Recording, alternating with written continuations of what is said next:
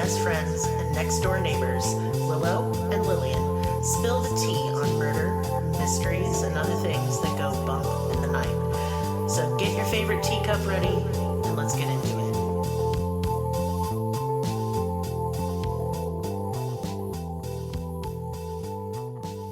Welcome to Cruelty Podcast. This is Lillian, and with me is Willow. Hello. Hello. Hi. Since this is a bit of a longer case, I'm not going to banter at all. We're going to get right into it. Best Friends Who Kill. What's the case today? This is the Speed Freak Killers, best friends Loren Herzog and Wesley Shermantine. Big trigger warning for this case.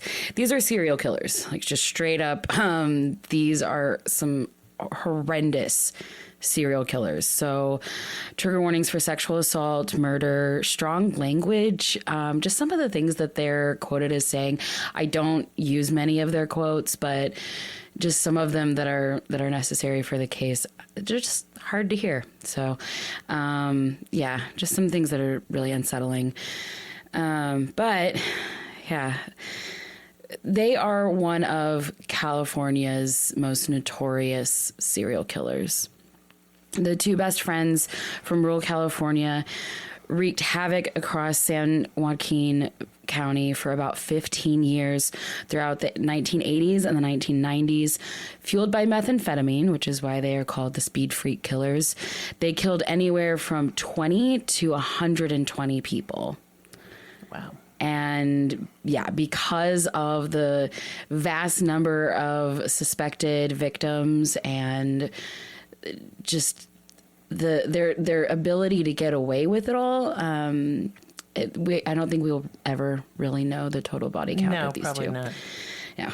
So yeah, there has been many speculations, tons of missing persons cases still open to this day, and the two were only convicted of 4 murders and are confirmed suspects in 19 other murders. So just what we know is a lot, and we don't know, I don't even think, the tip of the iceberg, which is terrifying. So all this took place in a very small rural concentrated area about 100 miles east of San Francisco in the small town of Linden, California. Loren and Wesley were born almost 2 months apart. Loren was born on December 8th of 1965, and Wesley was born February 24th, 1966. And they lived right across the street from each other. They literally spent their entire lives together. Wesley Shermantine was considered the quote-unquote muscle of the two. Now, I see a lot of people, I think especially this month since we're doing duos, I see a lot of people say that, you know, when two people kill together, there's usually like a dynamic. Like one is usually like the ringleader and one is usually the follower. I get a lot of that rhetoric in my research, yeah. Yeah. And this one really leans heavy on it. And after the research, after watching all of the interrogation videos and all of that, I don't think this was one of those cases. I think they played up the charm because of the looks, because Wesley was kind of, the shorter, brawnier of the two. He was more of the muscle. He just kind of came across as more of like that bulldog type, whereas Loren was thin, he was very tall, and he was considered good looking. He had blonde hair, blue eyes. He was very charismatic. And so people really put these two in that role of like, okay, well, that one is obviously the leader and that one's just really cute, so he's probably just tagging along. No, they were absolutely 100% each in this. And I just want to start out by saying that because I don't want any shit to get twisted as we go throughout this, because they point a lot of fingers. Of course. And so does the media, of course, as well. So, yeah. So Wesley grew up a rich kid, technically upper middle class, but it's just like here, like upper middle class is basically royalty. And that's how they were for the community. It was just a very rural farming community and mostly poor working class people. And so the fact that Wesley Shermantine grew up basically getting anything and everything he wanted, yeah, he was considered a rich kid for sure. His parents bought him and his siblings literally anything that they asked for, anywhere from horses and four-wheelers to Corvette go-karts and expensive skates and like all the latest toys, like anything that you would see like in the commercials on TV, they had it. No doubt. And then all the way up to like actual cars, guns, and property later on. Like they just really showered their kids with all of life's finest things.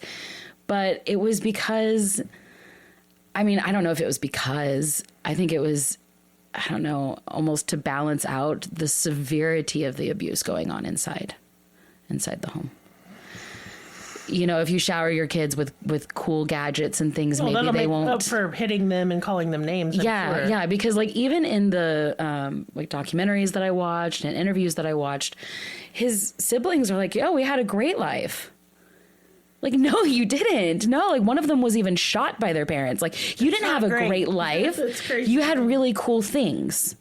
There's a difference. Yeah. Wesley's father, Wesley Shermantine Sr., was a contractor and a real estate developer. He bought houses and employed many of the people that lived in this small town, and he managed many building sites throughout the county. Not only was he like well off in business, he was very, very strong, and people feared him. So he had a lot of not good respect, but he had a lot of respect in town. People didn't mess with him.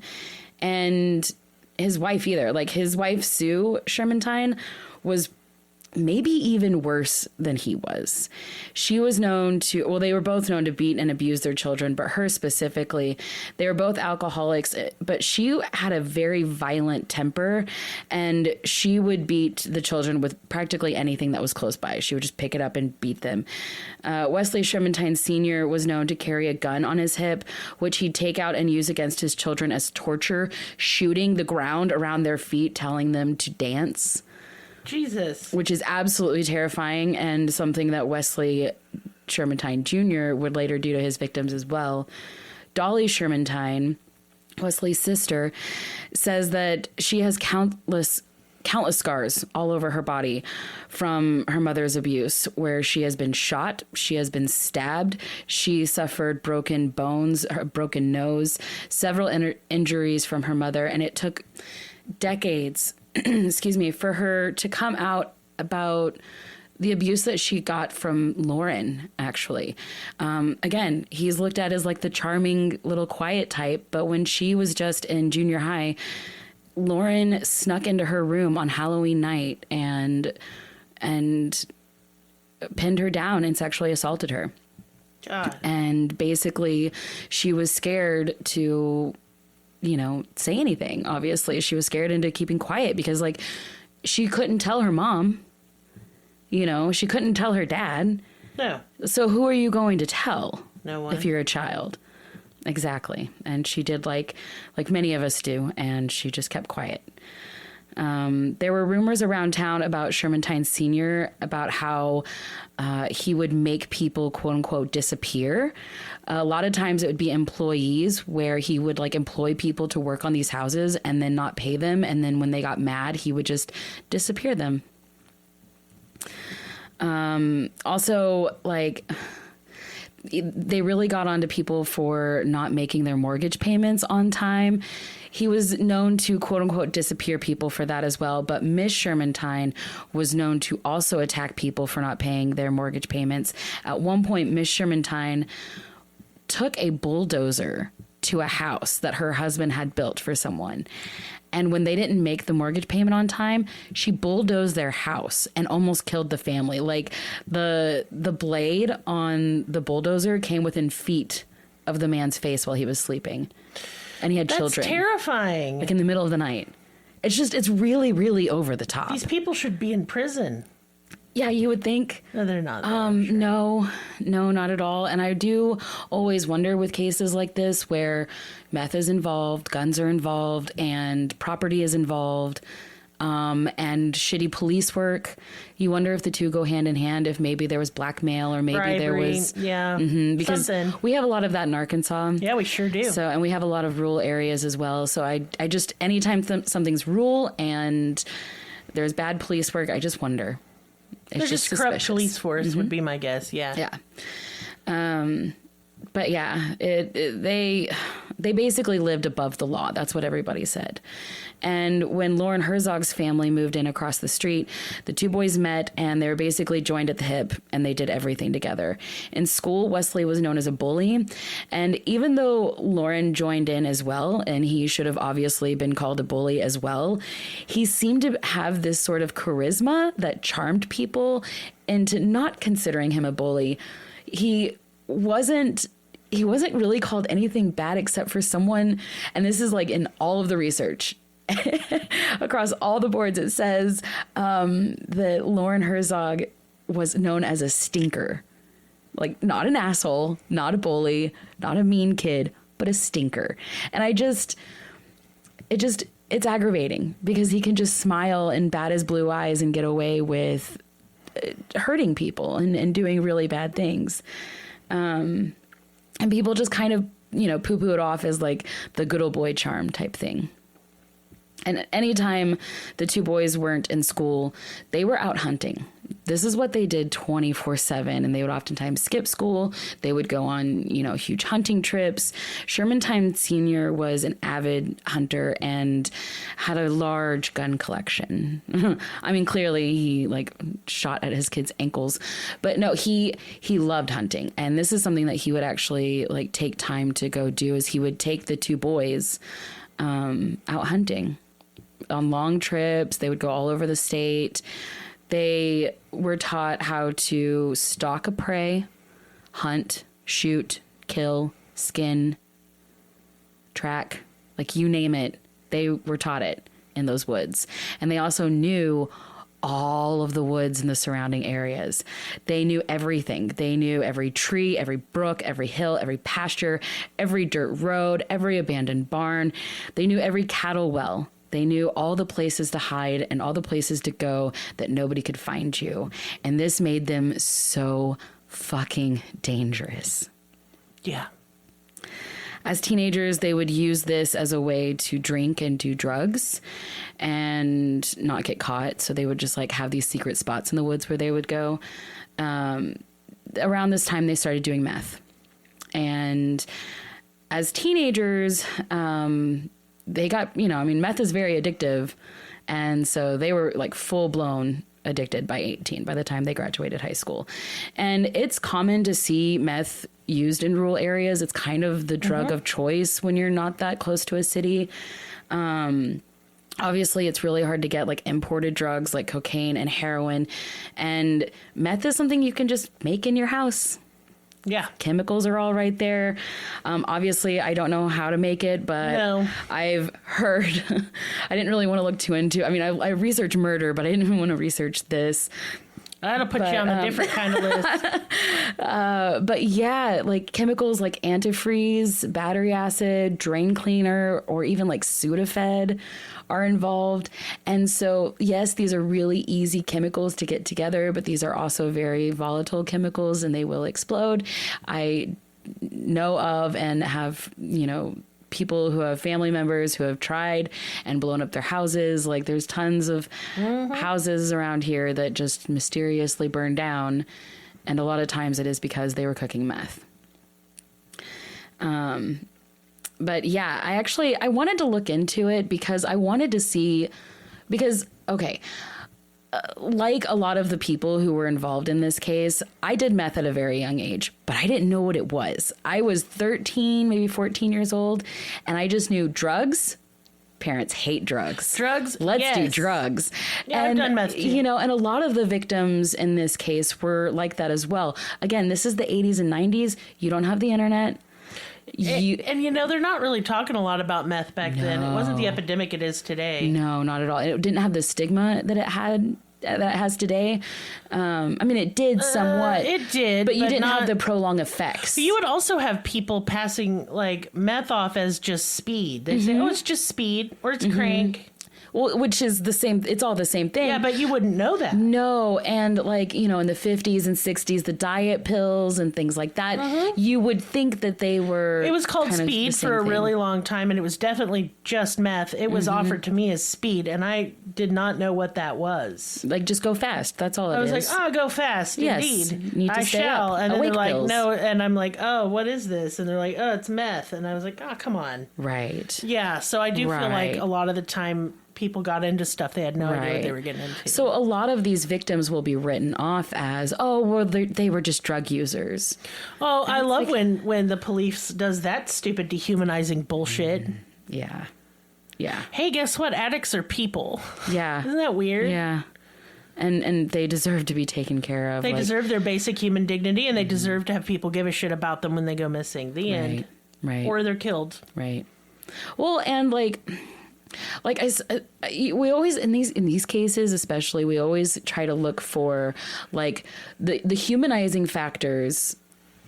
Where did they go off the rails? Where did they become, what people call monsters? These are people, they aren't monsters. What made them tick? And a lot of people want to say it was the meth. Might be. Because a lot of these people all throughout the case, on all sides of this case, have been abused severely. Yeah. And They were self-medicating. yeah, Obviously. but they didn't, and a lot of people used meth and they didn't go to murdering. No, but So I've it's seen just really hard. I have seen meth firsthand really just completely 180 a person's personality. Right. I think heavy addiction with the paranoia and stuff that comes from Right. it can really twist somebody around. Well, whenever I was first given the drug, and I didn't know what it was, I was like, what is this? They were like, well, it makes you go, but you have to like make sure whatever state of mind you're in before you do it, because whatever your mindset is, it will be heightened that much more. yeah, I consider it kind of an amplifier. I'm sure that shit was already floating around in there and meth just made it worse. Right. Yeah. Yeah. Because I think it was just heightening the fact that they were actually racist pieces of shit. Yeah. I think it was just really highlighting that factor there. But I did look into like some of the effects that meth has on the brain, because I really do think that as they're using meth on such large terms constantly, their brains are deteriorating. Like they really are like causing some long-term mental damage the more and more they use this drug. And they were using it the entire time that they were killing. And so, first of all, meth works really fast. As soon as you take it, it's pretty much go time. And it first, of course, lowers your inhibitions pretty much immediately and keeps people up for days, keeps you awake for days. And that alone can do a large amount of damage to the brain without sleep intervals. Now, here's what the American Addiction Centers say about meth's effect on the brain. It says, first of all, there's a massive release of neurotransmitters like dopamine that causes all kinds of extreme, powerful euphoric effects, increases energy, feelings of invulnerability, and other psychoactive effects. Those are the highs that you're like looking for, that you're like, yes, this is exciting. This is like dopamine rush from heaven, it feels like. But the long-term effects of that can lead to neurological death. Literally, your neuropathways damaging and dying. So you're firing all of those neurons at once, and eventually your brain just can't do it anymore. And then you go into depletion, and eventually your brain just can't do it anymore. Like you run out. You just can't make it. It literally causes parts of your brain to die. And it starts affecting remembering and learning. It affects certain movements and ideas of direction. You'll notice that a lot of times, like especially when people are coming down, you'll see it in the interrogation videos, like the jerking and like the head jerks and stuff like that. That's neurological. That's because it's attacking the nervous system.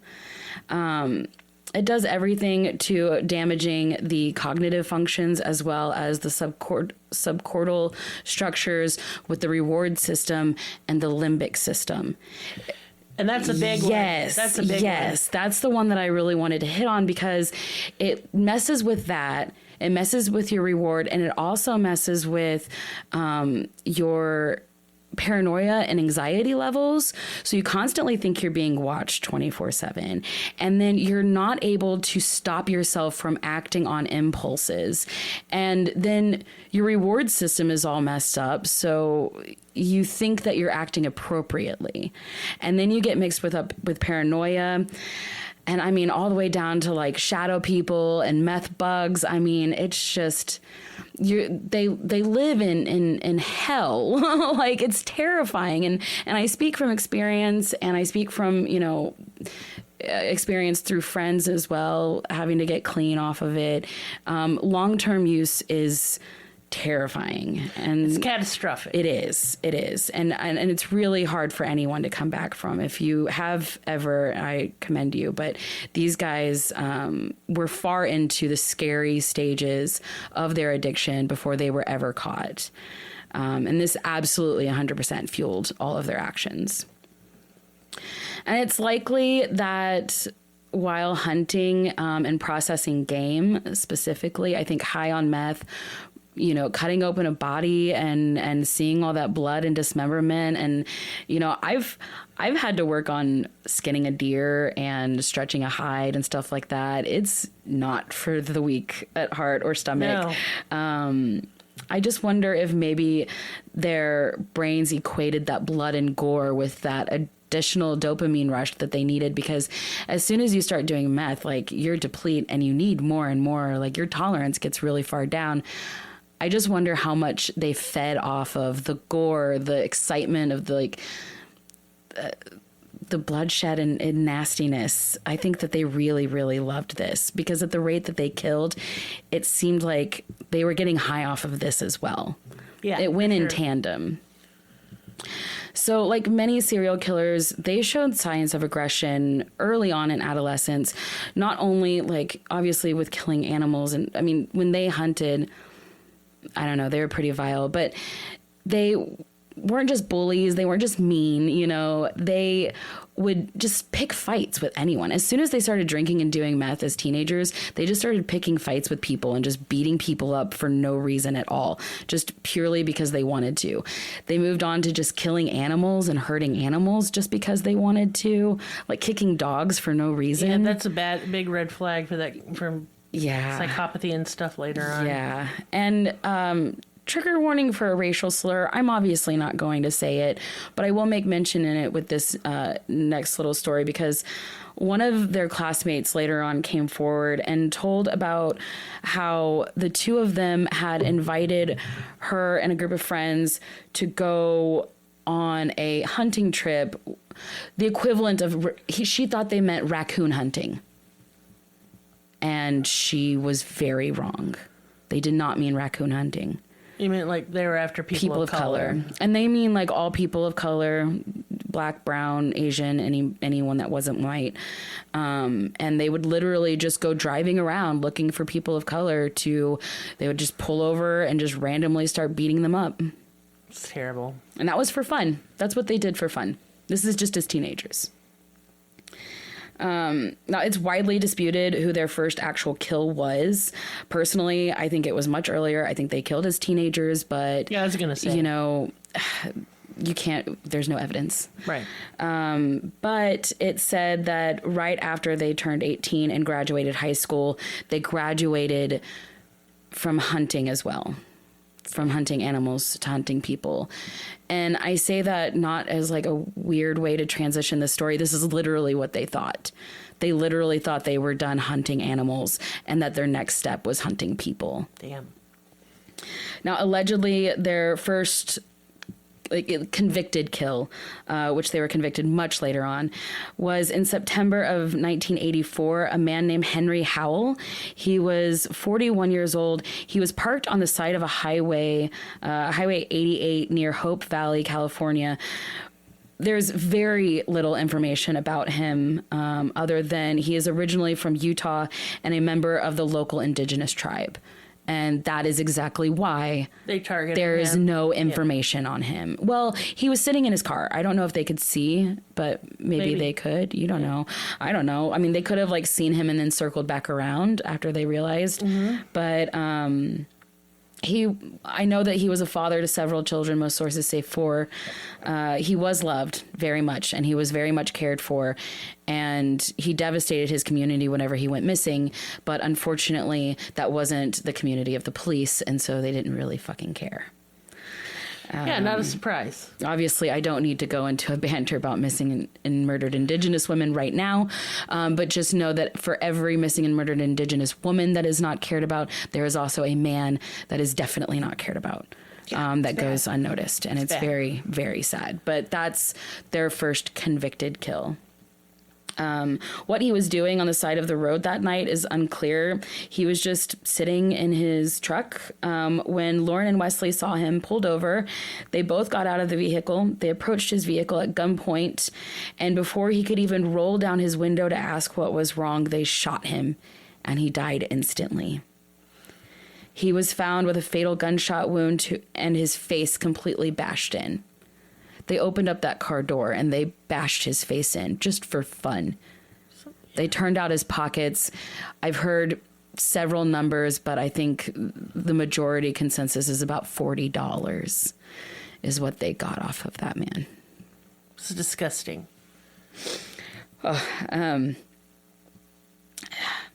It wouldn't be until almost 15 years later that his family would ever know what really happened to him because of his tribal heritage. His death was never covered by media. It was never a concern for the public. And, he would later just be referred to as the quote-unquote NDN Hunter. That's... Most sources, you can't even see his name. Like, they don't even give his name. They just call him that. And he would brag about this all the time. Like, Loren specifically would brag, like, at the bar. Like, yeah, we killed this native guy on the side of a highway for fun. It's disgusting. And nobody cared. 2 months later, almost the exact same story, only this time it was 2 people, Howard King, age 35, and Paul Kavanaugh, age 31. They were both found shot and killed beside a parked car on the side of the road in Roberts Island on November 27th, 1984. Loren and Wesley had seen them while they were out hunting, and they drove up in Wesley's red pickup truck and approached the vehicle where they found the 2 men. And before they could fully understand what was going on, Wesley was on one side, Loren was on the other, and both of them executed the men at the same time, instantly killing them, dragged them out of their car, emptied out their pockets for a few bucks and loose change. Seems like the robbery's second. Oh, yeah. It's literally motivation. just for a cherry on the top. Yeah. Disgusting. When they were done, they hopped in the truck and sped off. And what happens next makes my stomach just churn. Because as they're leaving the scene, they think they got away with it, right? As they're leaving the scene, a car just happens to be driving by. Just some lady on her way home. And she sees the car on the side of the road. She sees their truck, but it's dark and there's headlights and she can't see the bodies on the ground. No. She can't see the men in the car or in the truck. No. She has no idea what make and model. You know, like she's just a random lady driving by. But boy, do they think that she saw something. Yeah. So, yeah, she just observed and then kept driving, and she thought everything was just, she didn't think anything of it. But then she noticed in her rearview mirror that the truck that she had passed had backed up, turned around, and was now speeding towards her. God.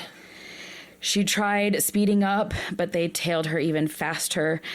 She took an abrupt turn, and so did they. They were following her aggressively. Oh, my God. So she drove home as fast as she could. The red truck continued following close behind. When she got home, she didn't even look behind her. She just ran inside, double locked the house, ran upstairs to her bedroom window, looked out her bedroom window, and watched as the 2 men in the red truck slowly creeped into her driveway and parked. Oh, my God. I know it makes me want to throw up. It's terrible. Yeah. She just sat there in her window and watched them for what felt like hours. Hours. They just sat there I mean, she's in the second story. She can't see what's going on inside the truck. Right. But they're just sitting there. And eventually, they just drove away. Now, at this moment, she's so shaken up, right? She's so, like, in shock of everything that had just happened. She doesn't even know what just happened. You know, she decided to get some sleep and wait till the next morning to even try to call the cops or really report anything that has happened. Right? Because all she knows is that somebody aggressively followed her. She doesn't know anything else. She doesn't know they killed people. No. No. But the next morning, she saw in the news that 2 bodies had been found on that road where she had seen that car and that truck. Oh, I bet she was just horrified. She called 911. And the police came to her house. They took tire samples from the tire treads outside of her house, and they matched. Oh, damn. And see, if they had done their job, I guarantee you this wouldn't have gone any further. Mm-hmm. But they didn't, I'm sure. I'm going to be mad. Yeah. It's fine. Oh, yeah, you're going to be just... I'm still shaken, so mad at this case. So, yeah, but, I mean, honestly, they really couldn't do anything because... I mean, I'm sure by now we know tire tread a little bit better, but I don't know if it was as good back then. Oh, yes, it was good back then. Oh, yes, yeah. it was. It was, because that was one of the main ways that they got people was tire treads and shoe imprints. Now they don't even bother with it. Shit, yeah, fabric shit. Fucking love that. Fibers and whatnot. Yeah, before DNA testing, they really leaned heavily on that kind of stuff. It's delicious. Yeah, that kind of investigation is really great. But she couldn't see the make and model of the car. She didn't even know really what color the truck was, or even if it was a truck. You know, like, she's like me, I'm assuming, where I see headlights behind me, I'm gonna assume it's the cops. Well, and I need to she go had to a speed view limit. outside the window. Right. Yeah. For like a while. Yeah, I mean, she may have known that it was red, but I don't. I think you know she's what just I mean? too fucked up over it to give a good description. Yeah, which is and normal, she couldn't see the inside. No. She couldn't see people. She didn't know how many people were in the truck. She never saw their faces or anything like that. So she couldn't give them very much information to go on. They literally only had tire tracks. So yeah, the case went cold. But Wesley and Loren didn't know that she hadn't seen them. They were basically extremely uneasy after all of this, and they just were like, I mean, of course they're high on meth, so they're also really anxious and paranoid. But Wesley was especially uneasy, and he ended up going to his mother-in-law's house. So his wife at the time went to his wife's mother. I don't know why. And made up a story to solidify an alibi. He told her that he and Loren had been out hunting when they came across, they went down this particular dirt road, and they came across this murder scene. Already unfolded, right? They just came across it. Very slick. And yeah, and he was like, we got out to investigate to see if they were still breathing. And then a car came up. And he said that he saw headlights and a car approaching, and they got scared and they just drove off. So that would give them the alibi for why their tire tracks were right there. If they were questioned, yeah. If they were questioned. She asked why they left. Like, why did you leave? Like, why didn't you call the police? And he just was like, we were scared. And I mean, to be honest, they were about 18 or 19 at this time, young and dumb.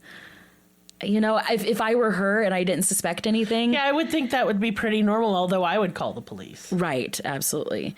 But yeah, she never really thought much of this incident afterwards. And after this incident, they'd make it a habit to change their vehicles frequently. But I don't know.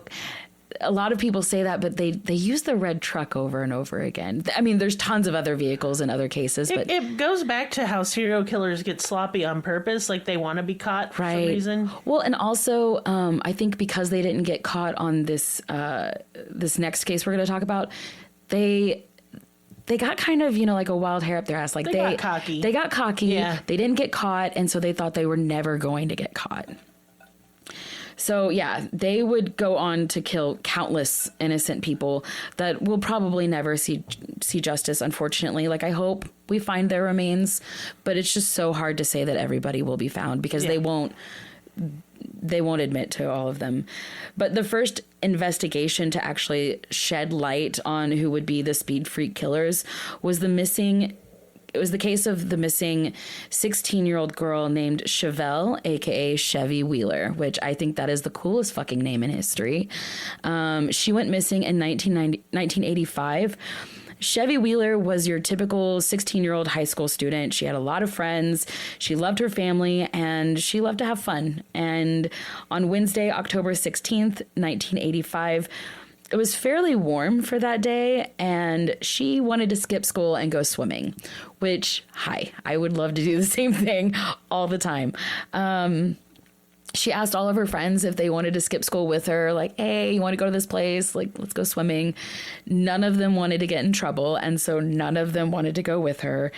And so she decided to go alone. She told a friend that she was going with a boy that she knew to Valley Springs, California, which is just a few towns down. It's like a single highway shoot to get there. It goes through Linden, which is where those two are from. And there are a few lakes and rivers there. So, yeah, it totally seems normal to go there to go swimming. She lived in Stockton, and that's a big city. You want to go to the country and go swimming in the lakes. Hell yeah. But she told her friend that if she didn't come back by the end of the school day, to tell her friend, for her friend to tell her dad where she went. And it just makes my stomach drop. Yeah. Because she didn't come back to school, and her friend did have to notify her dad, and so her dad called the police immediately. They talked to her classmates and found that she was last seen entering a red truck just outside of Franklin High School earlier that day. Chevy's little sister, who was basically her everything, they were very close in age, and they did absolutely everything together. She later recalled Chevy answering the phone that morning before school, and when she asked who it was, Chevy was like, oh, it's just a guy you don't know. His name is Wes. And her sister was like, Wes, and then she finished it with a different last name, somebody else that they knew, and she was like, no, a different Wes, you don't know him. It was him. Yeah. Yeah. Chevy's parents knew Wes Shermantine. They knew that he drove a red truck, so police questioned him, and he denied everything, of course. And the investigators felt like obviously he was lying, so they got to digging around and found that Wes Shermantine, his family owned a hunting cabin in San Andreas, California, which is not too far away. They sent a search team to search the cabin, and they found blood and hair evidence. They didn't have DNA back then, obviously, so they couldn't tell for sure, but they could tell it was human, and they found the blood type matched Chevy Wheeler's blood type, but it also matched several of the Shermantine family members' blood type as well, so they couldn't rule anybody out. And the hair that they found was blonde. It matched Chevy Wheeler's hair, but it also was very similar to Shermantine's sister. So they couldn't rule that out as evidence either, but they kept it for later examination. And it would take 13 years for this case to be solved. 13 years. It's infuriating, dude.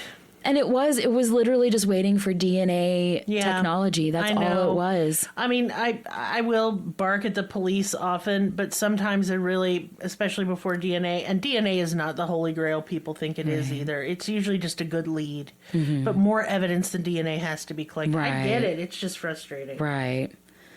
Yeah, but they really did. I mean, I'll give it to them for that. Like, they reopened this case as soon as they could find, or as soon as they were able to use DNA. Yeah.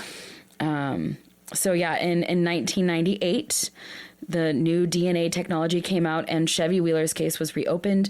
The blood evidence was examined and determined to be, in fact, Chevy Wheeler's blood. Investigators knew that they had enough evidence to convict Wesley Shermantine for the murder of Chevy Wheeler, but they wanted to wait and gather more evidence. Because they wanted to solidify their case. They wanted to make sure that they got him. But sadly, during that time that they were waiting, the two would take another victim's life. And this was one that was very close to home because she was part of a prominent family in their community. 25-year-old Cindy Vanderheiden disappeared from Clements, California on November 14th, 1998. So like right around almost Thanksgiving time. Her father, John Vanderheiden, owned a handful of local bars and restaurants in the area. So he was well known. He was a very well known established person in the community.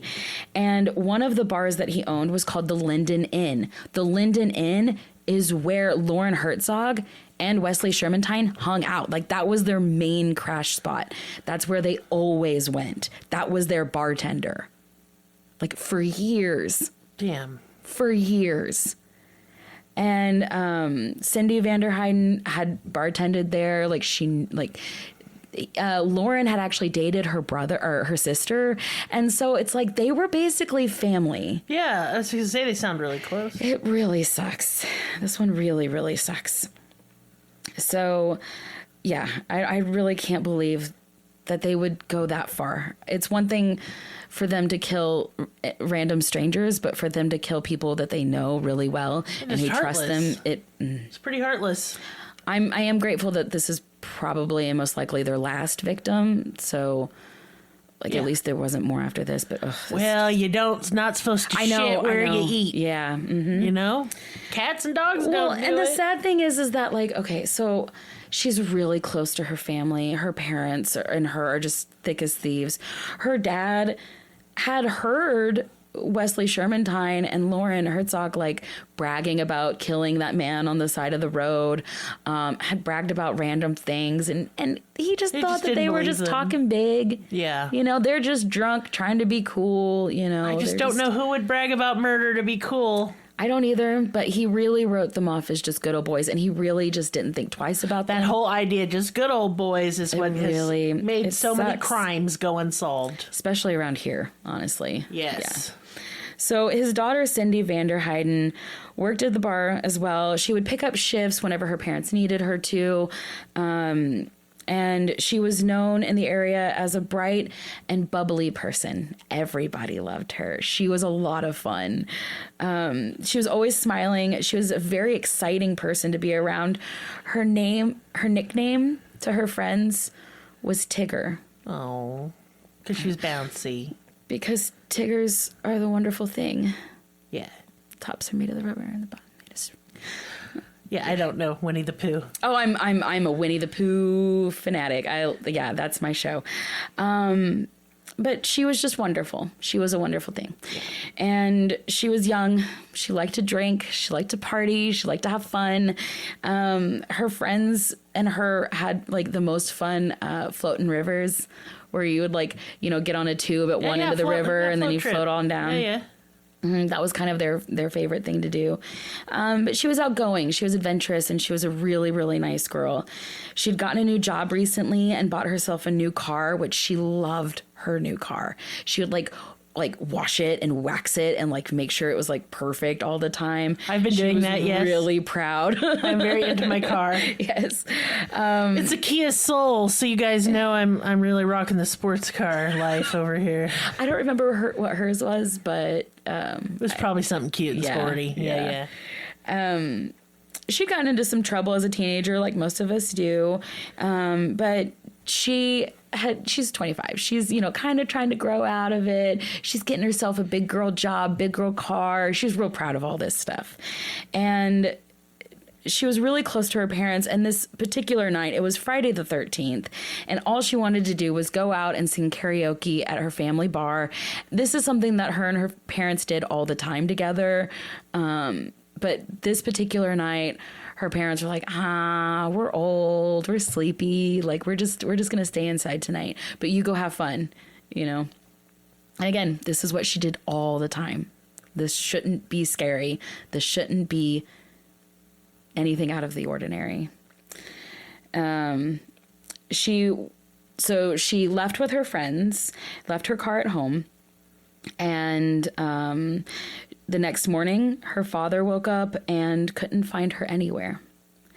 Her dad had not... Her dad looked into her room, her bed had not been slept in, and her car was gone. So he assumed that she had somehow drank all night, had so much fun, came home, slept, and gotten up early to go to work before he woke up. He was like, this is a stretch. Based on her personality, she should have been asleep, but, maybe you never we're always know. hoping for the best. Yeah. So yeah, he was like, maybe she's just off at work. So yeah, he's like, wow, great determination, daughter. And he gets ready. He goes out the door and he's on his way to work when he passes by the cemetery and he sees his daughter's car parked at the cemetery. This isn't right. No. This isn't right. This is giving me a bad feeling, too. He pulled up next to it, and she wasn't there. Her purse was sitting in the back seat, but nothing seemed out of place. Except this isn't how Cindy would have left her car. She wouldn't have left the doors unlocked. She wouldn't have left her purse. No. She wouldn't have left her car. No. And she was just gone without a trace. Just vanished. He rushed home. He talked to his wife. She said that she hadn't heard anything from Cindy either. So they contacted the sheriff and they got a search team going immediately. They searched the cemetery. They searched the nearby creeks and rivers. They searched abandoned gold mines because this is California. They have those. Yep. People who were with Cindy that night, the night before, said that they saw her talking to Loren and Wesley at the end of the bar. But that wasn't unusual. Like I said, Loren Herzog was her sister. Her sister's name is Kim Lovejoy. That was her ex-boyfriend. And while him and her sister were dating, he basically became family. And they were basically like, they considered each other like brother and sister. Like he was very protective of her, or at least known to be. And so it wasn't weird for them. It wasn't a red flag. And it was barely even really noted about that they had that conversation at the bar. But yeah, they were talking for a while at the bar. They had karaoke. Her friend took her home, dropped her off at her house, and left. But her friend did not see her enter her house. They had just driven off. Which is why I always wait. We always wait. I'm not blaming the friend. Never y'all. blaming. No. I'm just saying. Because she was right there. It's because of cases like this that I know to always wait for my friends to get inside before I drive off. Mm-hmm. Yeah. And I'm sure that people place a lot of blame on them for this. Absolutely, which is stupid. Because honestly, if they would have stayed a few seconds longer, they'd be dead too. No, all they would have seen was Cindy getting in her car. That's it. Yep. She would have been like, "Oh, I'm going to go run an errand," or she would have said whatever she said, and they wouldn't have known anything else. No. So I'm not blaming the friend. It's just a tip for everybody. You always wait on your friend to get inside before you drive off. Right. Yeah. But it was just added because they couldn't confirm or deny. Now, police had already had Wesley Shermantine on their radar because of the Chevy Wheeler case that had just reopened. You know, he was already on their minds. And they knew that Loren and Wesley worked together. They knew that neither one of them were seen without the other. So they knew that if one was involved, they both had to be involved. Yes. So with reopening of the Chevy Wheeler case and Wesley Shermantine being the main suspect in that, they decided to get a warrant to search his truck. And they found blood, both in the passenger seat, on the headrest, and in the truck bed.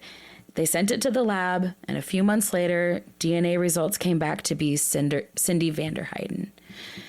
And finally, after 13 years and countless deaths, countless assaults in the middle of these two cases, they were finally able to be arrested.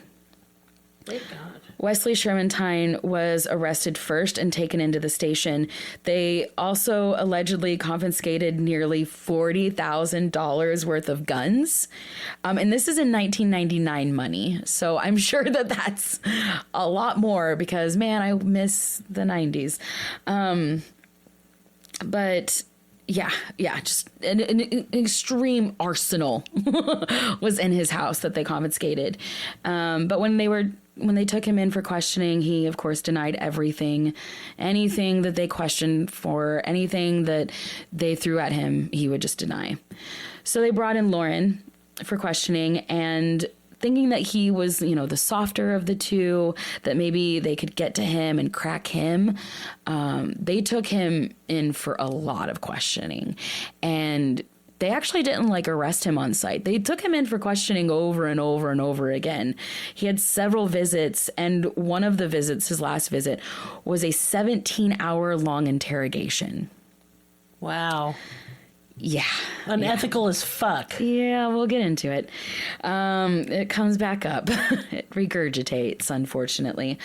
But he at first denied everything, of course. But after a while, he did end up spilling pretty much everything about Cindy's death. Of course, just placing all of the blame on Wesley. He said that they talked to Cindy about ditching her friends that night and partying with them instead. And of course, she likes to have fun. She was probably up for the night and wanted to keep going. And so, yeah, she decided to party with them instead. And he was like, hey, meet us at the cemetery and we'll take you to a party. Again, this all sounds like normal. I'm sure Cindy didn't think anything of it. And it was kind of their MO, like based on all of the evidence. It was kind of their MO that Loren would kind of charm the women, and then Wesley would be like, and I got drugs. And so, the two of them were able to then get the women to leave to a second location. Yeah. And it was kind of like a bait and switch. Yeah. Loren tells police that they met up at the cemetery to meet up with Cindy. Wesley was driving and Loren was sitting in the back seat. Cindy got in the passenger seat. Wes started speeding down the road and Cindy clearly starts to get uncomfortable. She starts telling him to turn around, to take her back to her car. So apparently Wes punched her in the face to quote unquote calm her down. I guess they pulled over at some point somewhere. And Wesley then tried to make her, quote unquote, do sexual acts.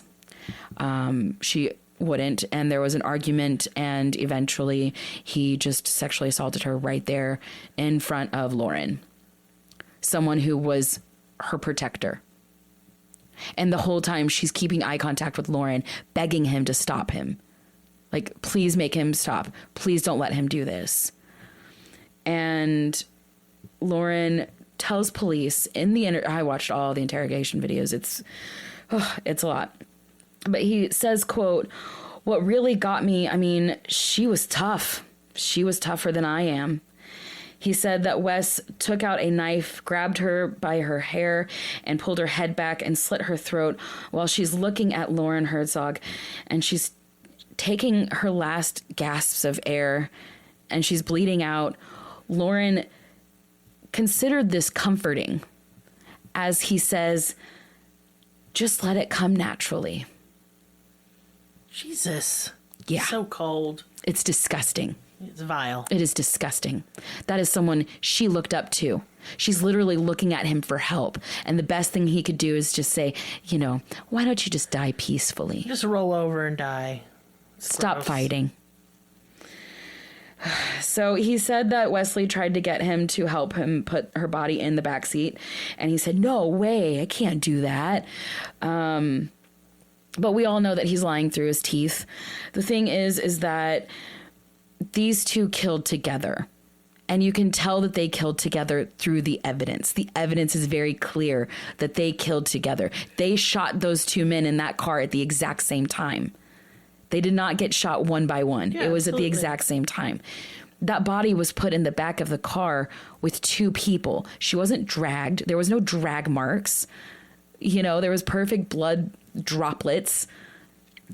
There's just so many pieces of evidence that shows that these two men worked side by side the entire time. Yeah. So Loren ended up spilling more and more information about more and more murders, including ones leading up to Chevy Wheeler's murder. And of course, he made it seem like Wesley was the cold-blooded killer and that he was just a scared witness, which obviously doesn't check with the evidence. As we know, two killers are able to overpower and transport a person a lot easier than a single killer can. And if they work together as a team and kill at random, it's exactly how they got caught. They were able to transport bodies and hide them more efficiently. And with it being random, they weren't suspects in any of these cases, in most of these cases anyways.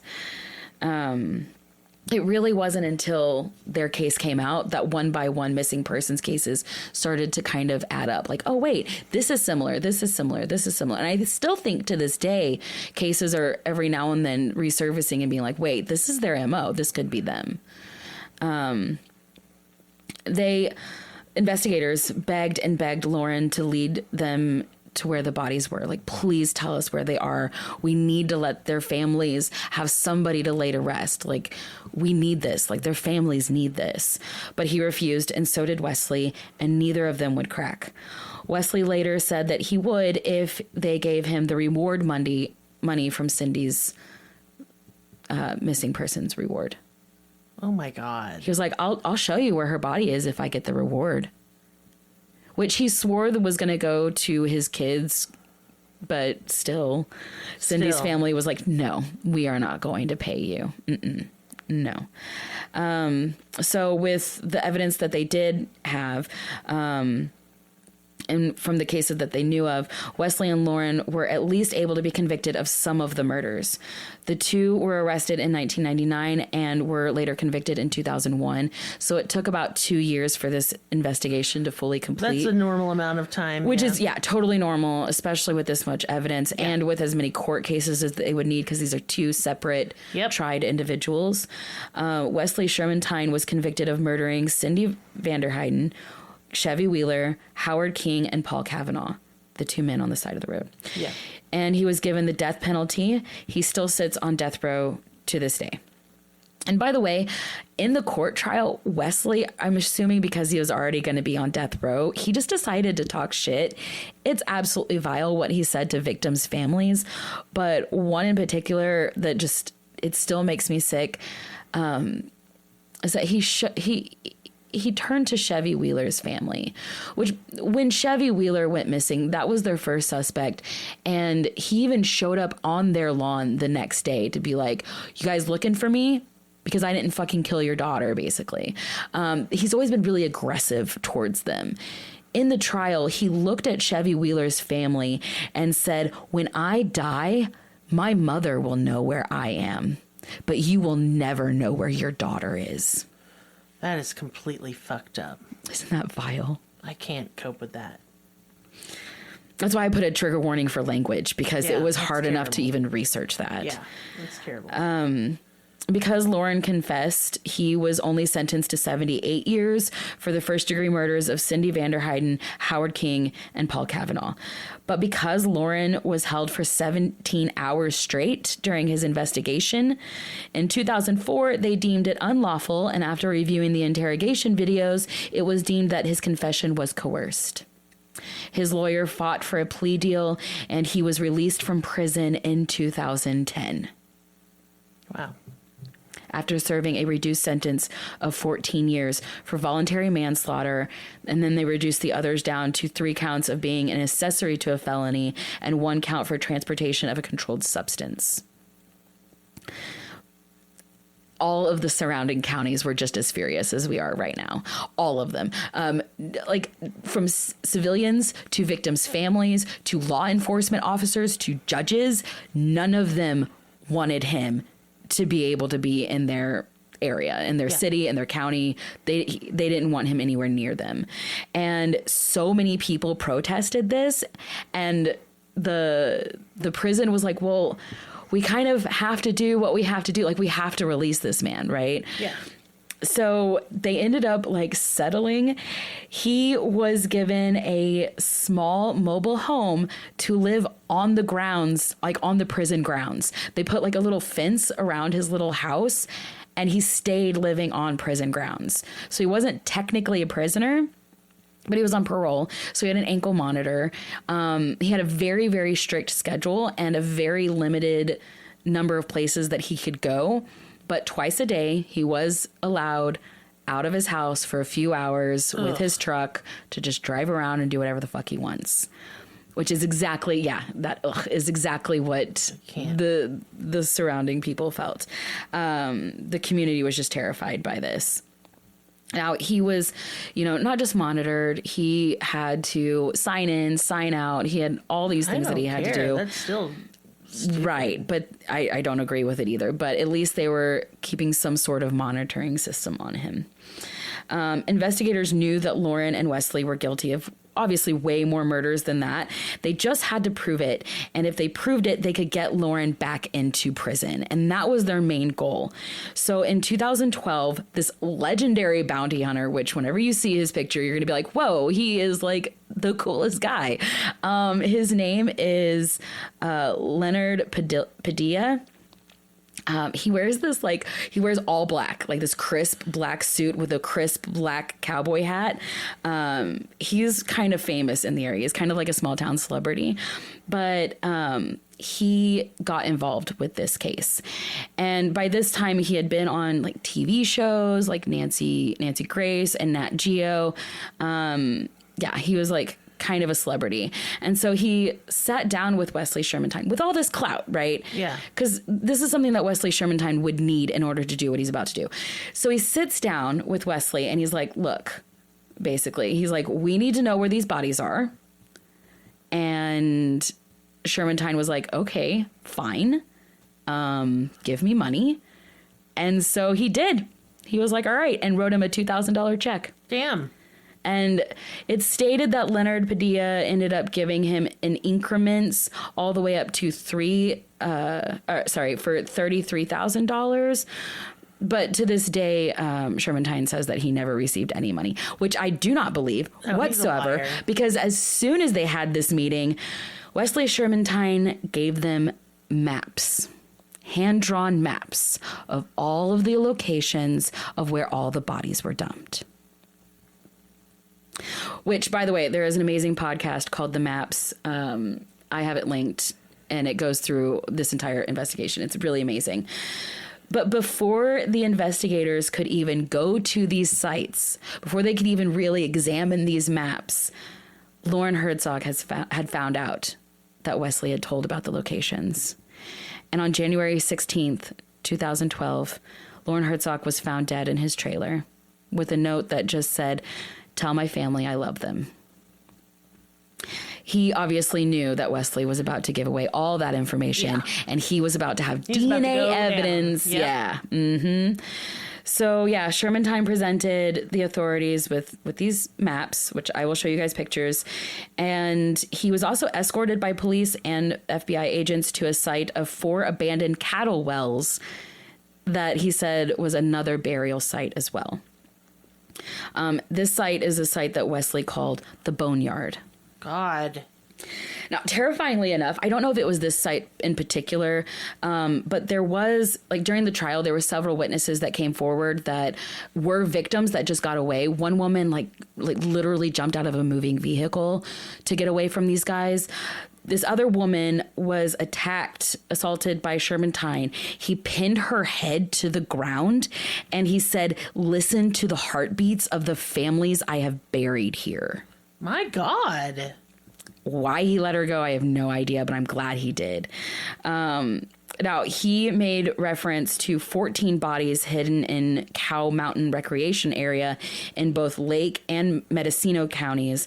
He also said that Loren had killed upwards of 70 people and that he was the innocent one. Oh, okay. So lots of finger pointing here. Obviously, grain of salt for everything. But one of the saddest parts about this investigation is that in 1985, right before the Chevy Wheeler case, there was another 16-year-old girl who went missing. She was actually one of Chevy Wheeler's friends. She lived right up the road from Chevy Wheeler, and she went missing just a couple months before Chevy Wheeler. Her name was Joanne Hobson, and her case wasn't looked at as much as a missing persons case because police thought that she was just a runaway, even though her family fought and fought and fought. Police just didn't seem to care. They received, her family, around the time of her disappearance, received an anonymous phone call saying that they could find her remains at this certain location in this certain field. And she told police, like her mother told police, and police didn't do shit. Did nothing. Just said, oh, that was probably a prank call. Didn't look into it. But when the maps came out, they were like, see, that's exactly where they said that they could find my daughter's body. And so the mother called and told the investigators, look, I know you're going to be digging at those sites. Can you please just be careful when you're digging? Can you please try to keep my daughter intact? My God. They didn't. Of course is what not. I'm getting at. They fucking didn't.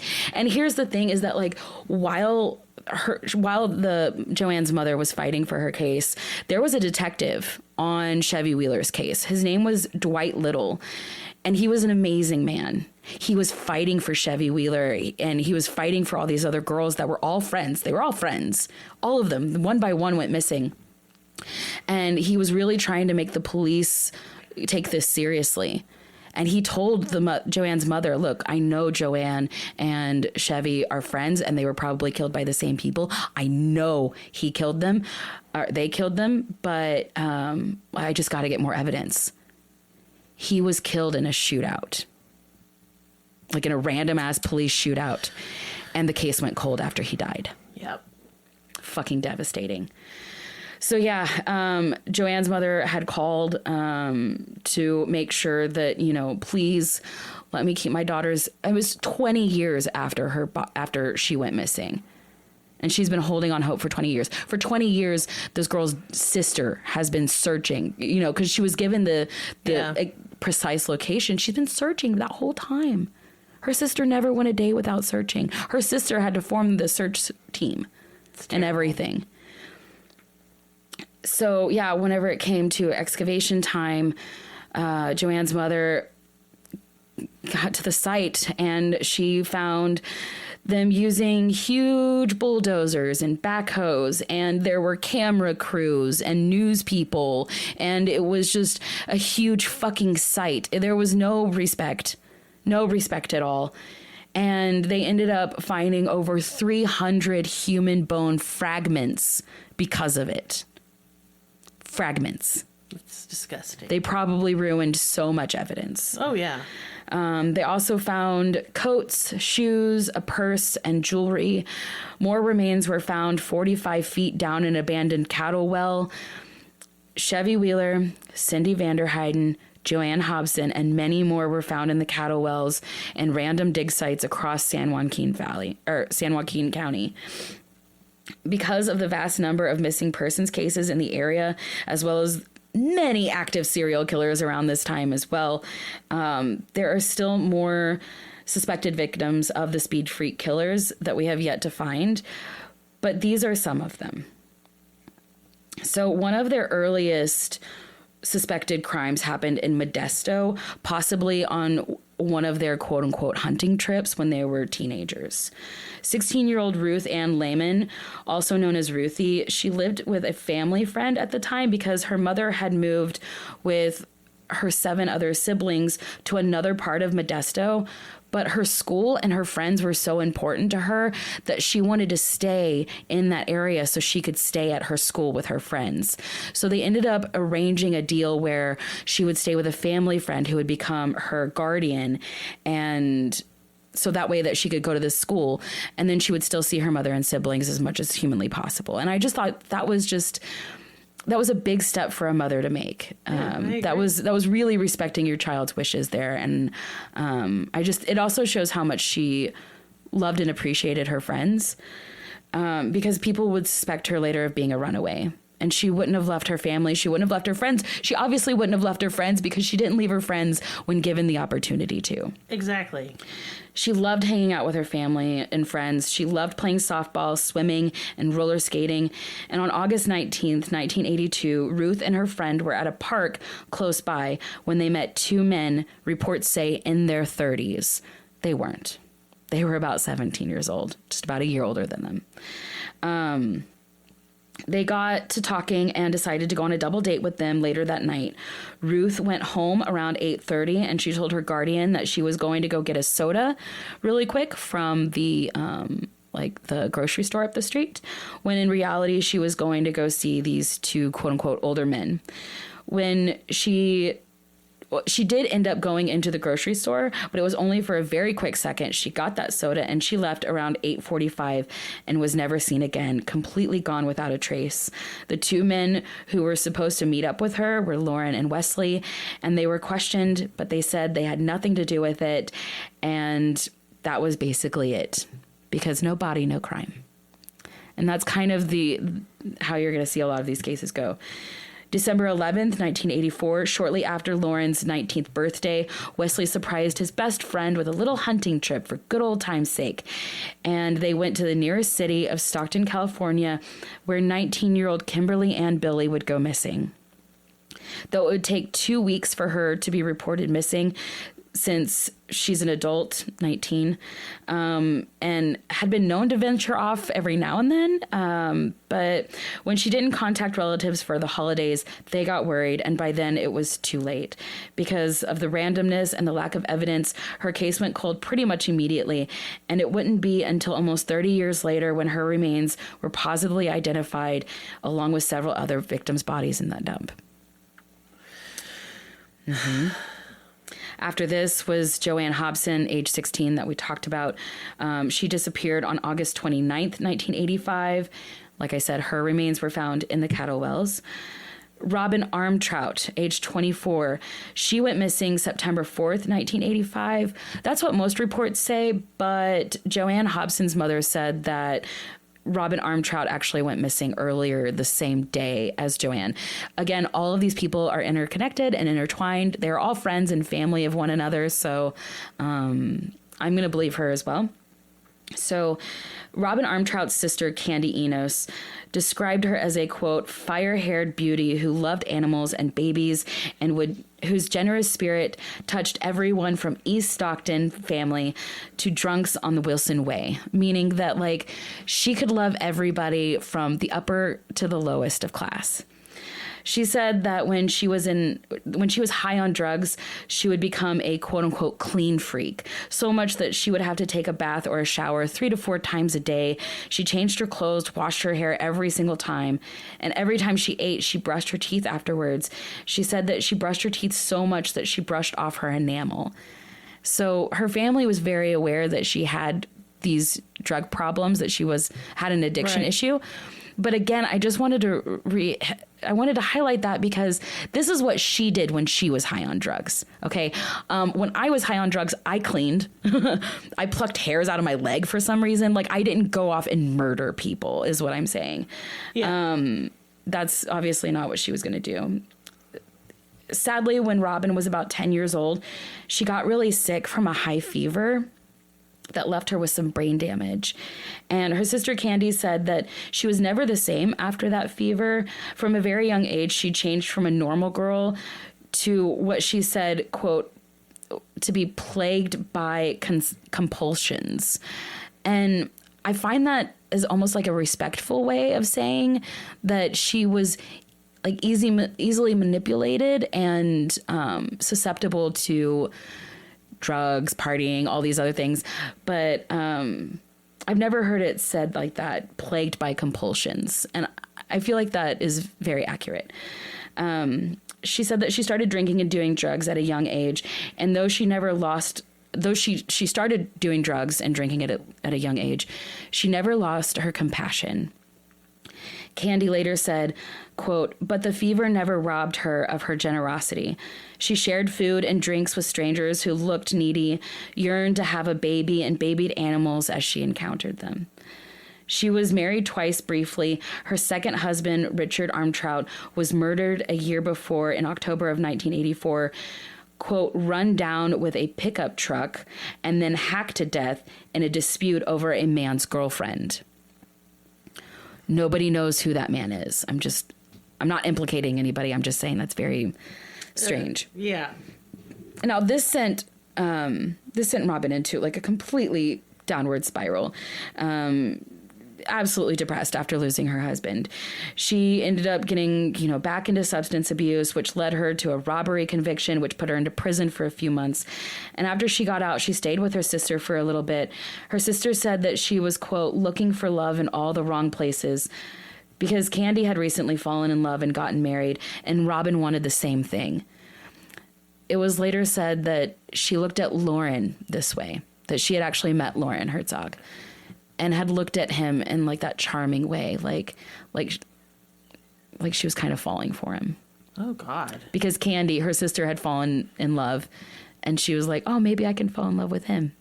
Oh, no. Just tragic. So when she left her sister's house, she refused a ride and said that she would rather walk. She told her sister, quote, I can take care of myself.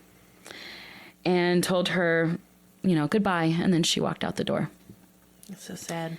Never to be seen again. She apparently had what people called a quote-unquote troubled past. This is what all the sources say. And I'm not really sure exactly what that means other than, substance abuse. But she could have had some other underlying mental issues because sources say that her body was identified by self-harm marks on her lower abdomen and wrist. Some sources say that they were self-harm, like slashes. Some people say that they were carved words of obscenities, like she had carved words into herself. Her sister said that they were tattoos, though. So I'm going to go with her sister on that one. But whatever they were, apparently they were words that were obscenities. And when she was asked why her sister had these words on her, she was like, I don't know. We were probably all high. But I'm glad that she had those tattoos because those are what identified her. Which is actually something that I think about as I get tattoos. I want to be completely covered one day. But at least I'll be identified. That's sad to think. But she was last seen getting into a red truck with two men in front of her mother's house near Del Mar Park, which was one of their hunting grounds. They would hunt city parks for victims. The witness said that one of the men was tall and thin with blonde hair and was later identified as Loren Herzog. Robin Armtrout's body was found a few days later, face down in Potter's Creek near Linden. She had been sexually assaulted and stabbed 46 times and then discarded in the open like trash. Loren would later confess to this during his interrogation, but would of course blame Wesley for everything. Well, yeah, obviously. I just feel like that one was very brazen in particular. A lot of sources say that she was a sex worker. And I think that maybe that's why Loren kind of went the extra mile to degrade her in such a way, which is just heartbreaking. Their next victim, their supposed victim, was Susan Robin Bender, age 15. She went missing on April 25th, 1986 in Modesto. She had left her family's home in Modesto to stay with a friend in Carmel, California. She was last seen making a phone call in a phone booth at the Greyhound station that she was supposed to be taking a bus to go see her friend. But she was instead seen getting into an olive green 1977 Ford van wearing a light blue shirt with multicolored dots, a light colored blouse, and a white vest with a gold bracelet, which I'm pretty sure that gold bracelet was later found. She's multicultural descent, Native American, Hispanic, and Caucasian, with black hair, brown eyes, and freckles, with a huge smile in all of her pictures. She just looks so charming. Susan's diary, address book, and some of her clothing, and I believe her gold bracelet were later found at Wesley Sherman's property. Sylvia Lourdes Stanley, age 31, went missing June 3rd, 1986 in Modesto. She had just completed a 2-week sentence of drug charges and was released from the county women's facility that day. She had called her family and said that she was getting a ride home from her boyfriend. No one in the family knew who her boyfriend was. She was last seen getting into a blue or green truck and was never heard from again.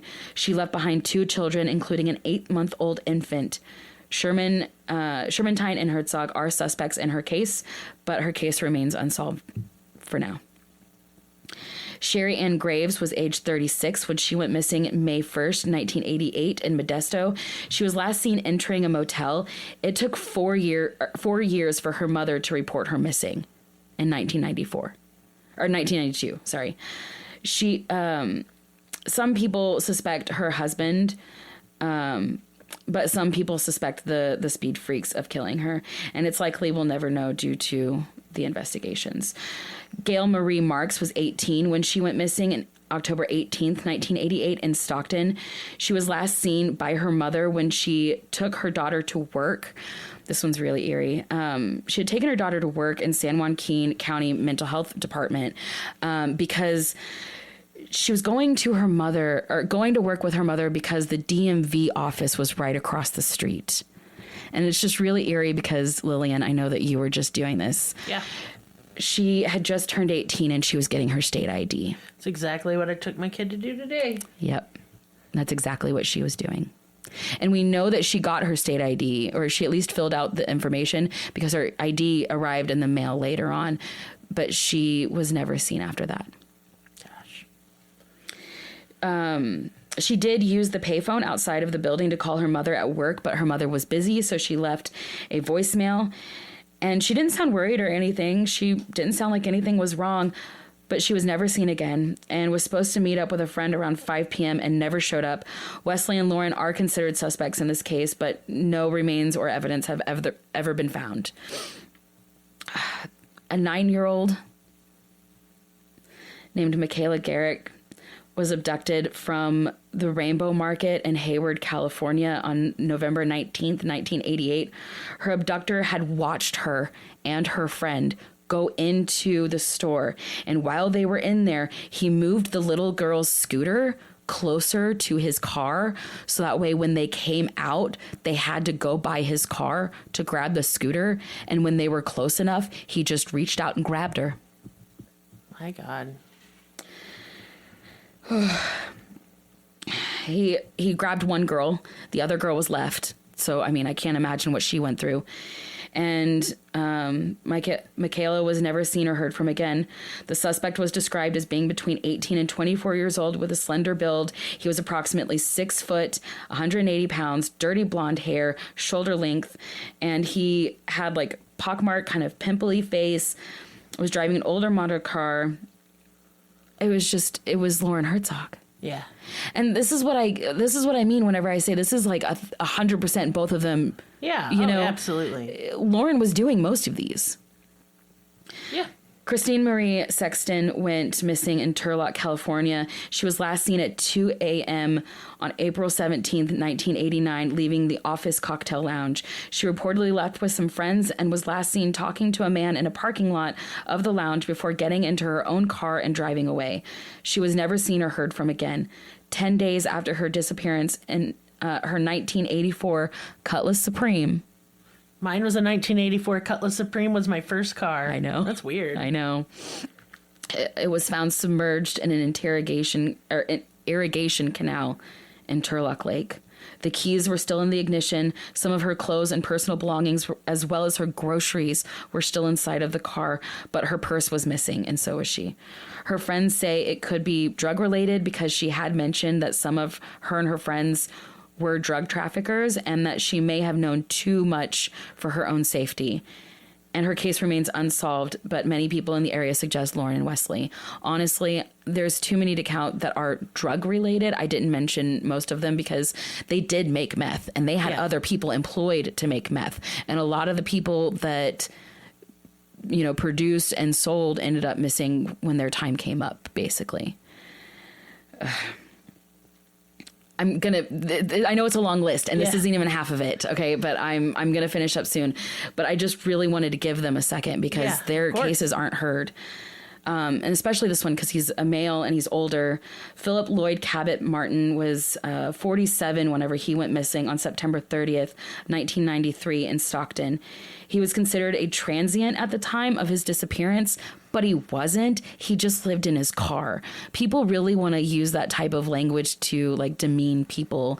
Not that being a transient is a bad thing, but this man was just poor. He was just unhoused. That's all. Yeah. He didn't, and I say he wasn't a transient because he didn't go very far. He had to stay in the area because he had an ex-wife and 2 daughters. Those 2 daughters were his life. That was his blood. That was everything that he lived for with those girls. So whenever he didn't pick them up from school, everyone knew that something was wrong. After a little over a week of no sign of him, he was reported missing. He was working as a carpenter and a construction worker and had worked for Loren and Wesley in the past. It's unclear if they were his current employers. Excuse me, but they are suspects in his case. It's believed that they did do drugs together and that he probably was involved with something that he was being silenced for. And the last one that I'm going to mention is Tracy Melton. She was age 32 when she went missing on May 6th, 1998 in Stockton. Her remains were found in 2002, but her family wasn't notified until 2012. That's fucked. And it's because she's an older woman. She's 32. And I know that that's not old, but she was a sex worker, allegedly. Oh, then they don't care. You know what I mean? And so it's devastating. The police work on this case is devastating. The fact that they had to have a celebrity bounty hunter come in and actually do their fucking job for them is devastating. The fact that they were so sloppy was devastating. What the victims' families went through in this case, heartbreaking. I just can't imagine. So I definitely encourage everyone to listen to the podcast Foul Play with their series The Maps. It's I think about 10 episodes. They do really long, several episode series and go really far in depth. It's basically listening to a documentary. They have tons of interviews with family members, victims, family members of the serial killers. It's an amazing piece of work. And I definitely encourage you to listen to it. It's where I got a lot of my information, as well as the documentary series, The Speed Freak Killers Born to Kill. You'll be able to see some of the surviving victims and family members actually speaking on it, and the wake that they left in this community, the absolute, it was like a bomb went off. Everybody was connected to everybody. It was like, I can't imagine living in this area of California at this time where one by one teenagers are just going missing and your loved ones are just gone. And, you know, it's your friend, then it's your friend, then it's your friend, then it's you, you know, like that's fucking terrifying. And not to mention all the other serial killers that were going on in this area at the time too. So definitely give those a look and listen to. Check out our Patreon because I'm going to have way too many photos to post for this. So you'll want to look there, as well as our Instagram, because post and on there. Patreon we do not keep our photos behind a paywall. We didn't take the photos. Yeah, I just stole them from Google. Yeah, so. I'm going to do a very brief business time, and I promise it'll be brief. It'll be like I'm sorry. So here we go. Hey, guess what, y'all? It's Maris's birthday month. Maris is turning 40. He is also his 10-year anniversary for transitioning, and his birthday was miserable last year. It was really bad. Our car broke down that day. I would like to give him a nice birthday for a change, so please help me out. I want to take him to sushi and get a tattoo of our middle kid's drawing that they did of us when they were 8. Aww. It's really cute. So all of Maris's donation information is in the description. We'd really appreciate it. In addition, I still have a 50% off sale on my website. Yes, there's very little left, but you can go snag it, and I will put the coupon code in the description. And other than that, I'm going to go, and I love all of you very much. Lots of murder makes me sad. Yes. It's a rough case. This was about a week and a half of nonstop research for me. Yeah, I can imagine. It was a lot, and it was really heavy. Mm-hmm. And just listening to all the family members broke my heart. Oh, yeah, it's devastating. Yeah. I can't imagine, like you said. And it's just like screaming into the void, you know, like they're like screaming for help and begging for attention, and nobody was giving it to them. And it was just devastating. And to find your loved one just buried on top of others, on top of others, on top of others. And we have no idea how many are left. So I will update if anything comes about. God, if you live in that area of California, I know we have a lot of California listeners. If you live in that Stockton, Linden area, my heart goes out to you because it must have been really scary. Yeah, for sure. Yeah. All right. Well, we will see y'all next time. Bye. Goodbye.